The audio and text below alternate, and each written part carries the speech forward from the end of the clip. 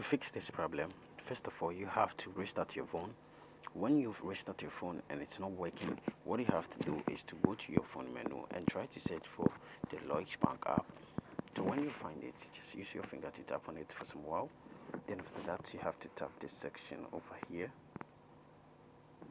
And when you tap at that section, you're going to be in the app info of Lloyds Bank. So what you have to do is to tap on force stop, tap on OK, go to notifications and make sure the show notification is turned on. Go back and also tap on permissions and make sure every permission is allowed. After that, go back, tap on storage and cache, tap on the clear cache to clear the cache. Go back, tap on mobile data and Wi-Fi and make sure this background data is turned on like this. After doing all this, what you have to do is to check Google Play Store. So when you check Google Play Store and you can find open over here, just leave it like that and restart your device. When you think you are seeing update over here, just tap on the update to get the latest update of this Lloyds Bank app.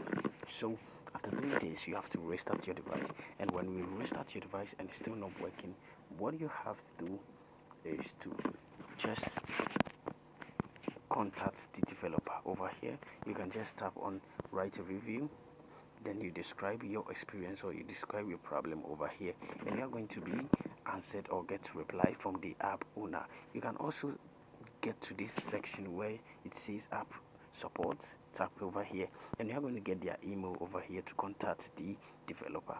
When you contact the developer, and the developer is going to reply you to give you, the reason why maybe the problem is happening.